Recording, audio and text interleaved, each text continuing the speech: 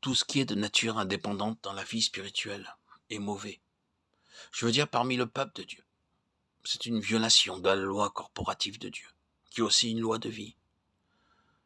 Je ne parle pas non plus de l'influence de ce qui est spirituel. Nous avons besoin d'influence et de relations spirituelles.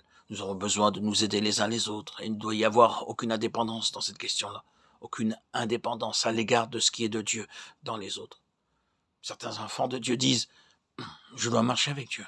Je dois connaître Dieu pour moi-même. Je ne puis rien recevoir des autres. Je ne peux soumettre mes convictions à personne. Je marche seul avec le Seigneur dans mon assurance et ma conviction solitaire. » Cela peut être une chose très mauvaise. Tandis que nous devons connaître le Seigneur personnellement, le Seigneur se fera très souvent connaître à nous par d'autres frères qui marchent aussi avec lui. Une fausse indépendance dans les choses spirituelles agit en sens inverse et, ne voulant pas marcher avec les autres, nous pouvons être dans une entière séduction. Notre solitude peut ne pas être une solitude avec Dieu.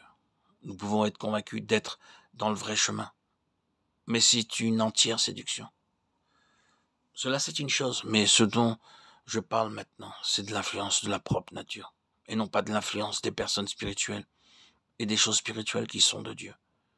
Nous avons besoin de ces influences-là, de cette aide et de cette communion pour arriver au but de Dieu.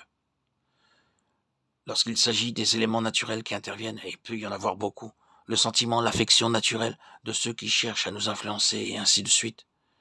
Lorsque les éléments naturels interviennent pour nous détourner de ce que nous savons être la volonté de Dieu, c'est-à-dire ces éléments qui ne découlent pas d'une connaissance de Dieu, qui ne sont pas nés d'une marche intime avec Dieu, et ne peuvent donc être le conseil que Dieu nous donne par les autres.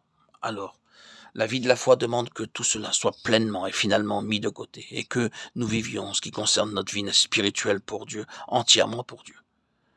Et ce fut la première épreuve pour Abraham, et la première application de la loi de la vie dans son cœur.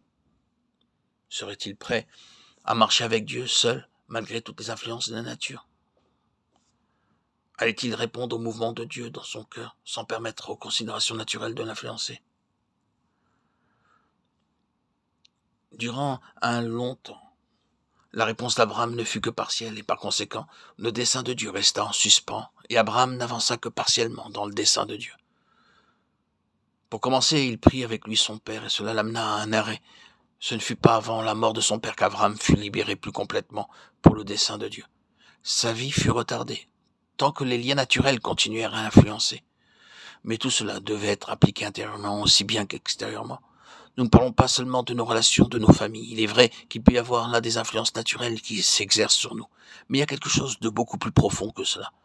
Il y a en nous ce qui prend toujours conseil de la chair, des jugements charnels, des raisonnements charnels, l'action et l'influence de la pensée naturelle. Et c'est cela que nous avons à repousser, dont nous devons nous séparer. Tout ce qui est de la vie de la nature doit reculer lorsque nous arrivons sur une base de résurrection pour connaître la vie. Parce que cette vie est essentiellement une vie de foi.